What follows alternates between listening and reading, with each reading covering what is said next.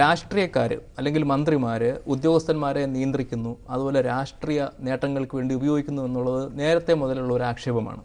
ഇപ്പോഴാണെങ്കിൽ ചില ഉദ്യോഗസ്ഥന്മാർ ഈ രാഷ്ട്രീയ പക്ഷത്ത് ചേർന്നു എന്നുള്ള ആക്ഷേപവും ഇപ്പോൾ ഉണ്ടായിരിക്കുകയാണ്. ഇപ്പോൾ സുരേഷ് കുമാറിൻ്റെ കാര്യത്തിലൊക്കെ ഉണ്ടായിരിക്കുന്നത് അതാണ്.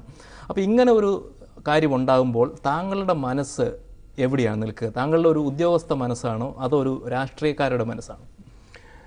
എൻ്റെ മനസ്സ് അടിസ്ഥാനപരമായ ഒരു ഉദ്യോഗസ്ഥൻ്റെ മനസ്സാണല്ലോ. 21 വയസ്സ് മുതൽ 61 വയസ്സ് വരെ ഞാനൊരു ഉദ്യോഗസ്ഥനായിരുന്നു. അതുകൊണ്ട് അതായിരിക്കണം എൻ്റെ മനസ്സിൻ്റെ അടിസ്ഥാന ഭാവം. പക്ഷേ ആ ചട്ടക്കൂടിനകത്ത് നിന്ന് പുറത്തിറങ്ങി നിന്നും എനിക്ക് ചിലപ്പോൾ ചിന്തിക്കാൻ കഴിയാറുണ്ടെന്നാണ് എൻ്റെ വിശ്വാസം. അതിപ്പോൾ ഒരു 6-7 കൊല്ലമായിട്ട് ഞാൻ നിങ്ങളൊക്കെ പറയുന്ന പോലെ സാമൂഹ്യ നിരീക്ഷകനും കോളമിസ്റ്റും ഒക്കെ ആണല്ലോ. അപ്പോൾ അതുകൊണ്ട് ഉദ്യോഗസ്ഥനെ മാത്രം എഴുതിക്കൊണ്ടിരുന്ന നോക്കില്ല, അതുകൊണ്ടായിരിക്കും. എങ്കിലും അടിസ്ഥാനപരമായ ഉദ്യോഗസ്ഥൻ്റെയാണ്. അതുകൊണ്ടാണ് ഇപ്പോൾ ഈ സുരേഷ് പറഞ്ഞ കാര്യങ്ങളിൽ അന്വേഷിക്കേണ്ട സംഗതികൾ സുരേഷ് പറഞ്ഞിട്ടുണ്ട്. പക്ഷേ അതിലേക്ക് വരുന്നതിന് മുമ്പ് എന്നെ ആദ്യം സ്പർശിക്കുന്നത് ഇയാൾ ഡിസിപ്ലിൻ തെറ്റിക്കുന്നു, കോണ്ടാക്ട് റൂൾ തെറ്റിക്കുന്നു എന്നുള്ളതാണ്. അത് കഴിഞ്ഞിട്ടാണ് മറ്റേ വിഷയത്തിലേക്ക് എൻ്റെ മനസ്സ് വരുന്നത്. പക്ഷേ രണ്ടും ഉണ്ട്. അക്കാര്യം എടുത്താൽ VS അച്യുതാനന്ദനെ വിശ്വസിച്ച് കൂടെ നിന്ന സുരേഷ് കുമാറാണോ അതോ സുരേഷ് കുമാറിനെ വിശ്വസിച്ച് കൂടെ നിർത്തിയ അച്യുതാനന്ദനാണോ കൂടുതൽ വഞ്ചിക്കപ്പെട്ടത്? അതിനകത്ത് ആരും ആരെയും വഞ്ചിച്ചു എന്ന് ഞാൻ പറയുന്നില്ല. ജോണി തന്നെ പറഞ്ഞതുപോലെ വഞ്ചിക്കപ്പെട്ടു എന്നുള്ള വാക്കാണല്ലോ ഉപയോഗിച്ചത്.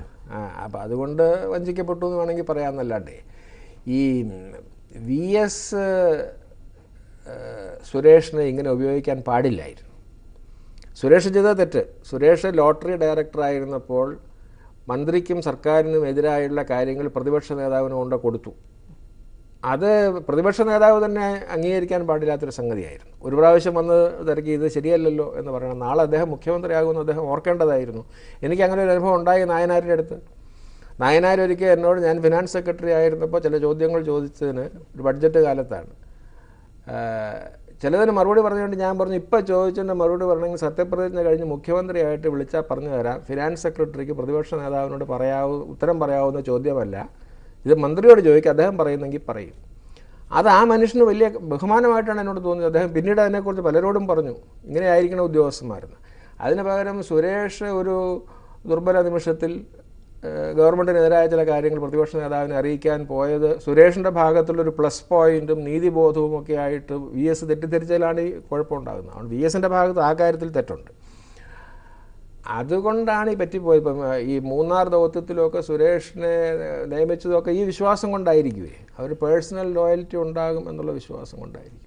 സുരേഷ് നല്ല ചെറുപ്പക്കാരനായിരുന്നു, നല്ലൊരു ഉദ്യോഗസ്ഥനായിരുന്നു എൻ്റെ കൂടെ ജോലി ചെയ്യുന്ന കാലത്ത്. VSനെ കുറിച്ച് ആരും ഇതുവരെ അദ്ദേഹത്തിൻ്റെ വ്യക്തിപരമായ സത്യസന്ധതയെയോ നീതിബോധത്തെയോ ഒന്നും ആരും അദ്ദേഹം പിടിച്ച മുയലിന് അദ്ദേഹം നിർണ്ണയിക്കുന്ന അത്രയും കൊമ്പുകളായിരിക്കും എന്നുള്ള കാര്യത്തിലൊരു വാശിയുണ്ടെന്നുള്ളത് ഒഴിച്ചാൽ പിന്നെ ആളൊരു സ്റ്റാലിനിസ്റ്റാണ്. അവിടെ ലോകത്തിൽ അവശേഷിക്കുന്ന ഏക കമ്മ്യൂണിസ്റ്റുകാരനാണല്ലോ അദ്ദേഹം. അങ്ങനെയൊക്കെയുള്ള പ്രശ്നങ്ങളുണ്ടാവും.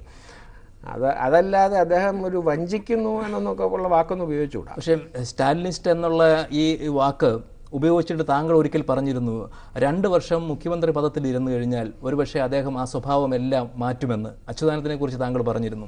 ഇപ്പം ഏതാണ്ട് 2.5 വർഷം ആകാറായി. താങ്കൾക്ക് എന്താ തോന്നുന്നത്? അല്ല, മാറിയല്ലോ.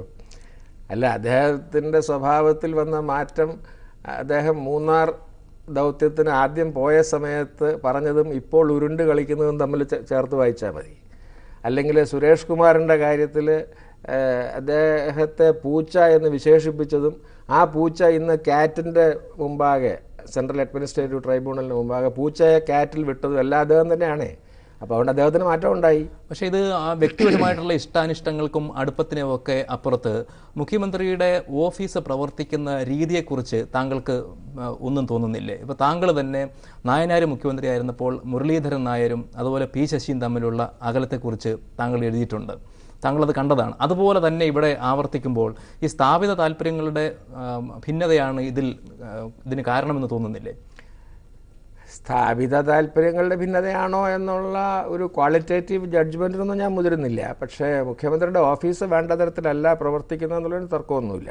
അതിന് ഇപ്പോൾ ശശിയും മുരളിയും തമ്മിൽ അഭിപ്രായ വ്യത്യാസം ഉണ്ടായിരുന്നെങ്കിലും അവർ തമ്മിൽ പാർട്ടി ഹയറാർക്കിയിൽ വലിയ വ്യത്യാസം ഉണ്ടായിരുന്നു. ശശി പാർട്ടിയുടെ കുറച്ചുകൂടെ ഉയർന്ന ആളായിരുന്നു. അപ്പോൾ അതുകൊണ്ട് മുരളിക്ക് ഒരു പരിധിക്കപ്പുറത്തേക്ക് പോകാനൊക്കില്ലായിരുന്നു. പക്ഷേ മുരളിയുടെ ഏരിയയിലൊക്കെ ഭരണപരമായ കാര്യങ്ങളിലൊക്കെ ശശിയും അത്രയധികം ഒന്നും ഇടപെട്ടില്ലെന്ന് എനിക്ക് തോന്നുന്നത്. അവിടെ ഒരു പൊളിറ്റിക്കൽ സെക്രട്ടറി ഫലപ്രദമായി പ്രവർത്തിച്ചത് AP കുര്യനാണ്.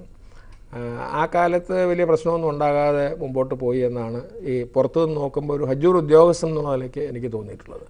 മുഖ്യമന്ത്രിയുടെ ഓഫീസ് കാര്യം ശരിയല്ല എന്നുള്ളത് സംശയമൊന്നുമില്ല. അത് പുറത്തുനിന്നൊക്കെ എല്ലാവർക്കും അറിയാവുന്ന കാര്യമാണ്. ഈ മുഖ്യമന്ത്രിയുടെ കാര്യം മാത്രമാണോ താങ്കൾ പറയുന്നത്, അതോ ഈ മൊത്തം ഈ മുഖ്യമന്ത്രിയുടെ ഓഫീസ് പ്രവർത്തിക്കുന്ന സമ്പ്രദായത്തിന് തന്നെ മാറ്റം വരണമെന്ന് തോന്നുന്നുണ്ടോ? ഇല്ല, മുഖ്യമന്ത്രിയുടെ ഓഫീസിൽ അടിസ്ഥാനപരമായിട്ടുണ്ടാകേണ്ട ഒരു സംഗതി, ഭരണപരമായ കാര്യങ്ങളിൽ കൗതുകമുള്ള ഒരാൾ അവിടെ ഇരിക്കുമ്പോൾ ആ ആൾക്ക് ഒരു പൊളിറ്റിക്കൽ ആൻറ്റിന കൂടെ ഉണ്ടാകണം.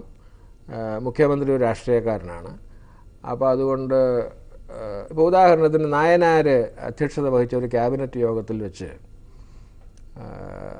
ഞാനാണെന്ന് ക്യാബിനറ്റിന് ചീഫ് സെക്രട്ടറി ഉണ്ടായിരുന്നില്ല, ഞാനാണ് പോയത്. ഞാനൊരു കാര്യം അദ്ദേഹത്തോട് ചൂണ്ടിക്കാണിച്ചു കൊടുത്തു, ഇത് ചെയ്യുന്നതിന് ഇന്ന അബദ്ധമുണ്ട്, ചെയ്യരുത്. അപ്പം AKG സെൻറ്ററിൽ നിന്ന് കടലാസം കൊണ്ടൊക്കെ വന്നിരിക്കുകയാണ് ചെയ്യാമെന്നും പറഞ്ഞു. അപ്പോൾ ഞാൻ അദ്ദേഹത്തിന് ഷർട്ടേ പിടിച്ച് വലിച്ചപ്പോൾ അദ്ദേഹം സമ്മതിച്ചു, ഇത് നമുക്ക് വേണ്ടാന്ന് വയ്ക്കാമോ. ഞാൻ ഉടനെ പറഞ്ഞു കൊടുത്തു, CM നമുക്കങ്ങനെ വേണ്ടാന്ന് വയ്ക്കാൻ ഒക്കില്ല, കാരണം അങ്ങയുടെ യൂണിയനാണ് അവിടുത്തെ ഏറ്റവും വലിയ യൂണിയൻ, അതുകൊണ്ട് ഇതൊന്ന് മാറ്റി വയ്ക്കുക, ഒന്നുകൂടെ ആലോചിക്കാമെന്ന് പറഞ്ഞ് വെച്ചാൽ മതി, തള്ളിക്കളയണ്ട. അത് എൻ്റെ വ്യക്തിപരമായ പൊളിറ്റിക്കൽ ആൻറ്റിനയാണ്. ഒരു പൊളിറ്റിക്കൽ ആൻറ്റന ഉള്ള ഡൈനാമിക് ആയിട്ടുള്ള ഒരു IAS ഉദ്യോഗസ്ഥൻ മുഖ്യമന്ത്രിയുടെ ഓഫീസിൽ ഉണ്ടാകുന്നത് നല്ലത് തന്നെയാണ്. പക്ഷേ പൊളിറ്റിക്കൽ സെക്രട്ടറി ആയിട്ട് ഒരാൾ വരണം എന്നുള്ളത് മാർക്സിസ്റ്റ് പാർട്ടിയുടെ സമ്പ്രദായമാണ്. അത് വേണോ വേണ്ടയോ എന്നൊക്കെയുള്ളതിനെ ഓരോ മുഖ്യമന്ത്രിയെ ആശ്രയിച്ചിരിക്കുമ്പോൾ അച്യുതമേനോൻ്റെ കൂടെ ഗോവിന്ദപിള്ള ഉണ്ടായിരുന്നു. EMS ആദ്യം വന്നപ്പോൾ വർക്കല രാധാകൃഷ്ണൻ ഉണ്ടായിരുന്നു. പക്ഷേ അവരൊക്കെ ഇപ്പോൾ ഗോവിന്ദപിള്ളി അച്യുതമേനോനും ബൗദ്ധിക തലത്തിലൊക്കെ ഈക്വൽസ് ആയിരുന്നു.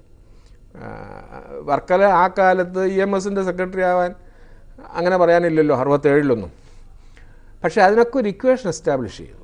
അപ്പോൾ അതിനകത്ത് കൺഫ്യൂഷൻ ഉണ്ടാകുന്നുണ്ട് എന്നൊരു ധാരണ പുറത്തുള്ളവർക്കുണ്ടായി. ഒരു പക്ഷേ അത് ഈ പാർട്ടിക്കകത്തുള്ള തർക്കം കൊണ്ടൊക്കെ തോന്നിയതുമാകാം.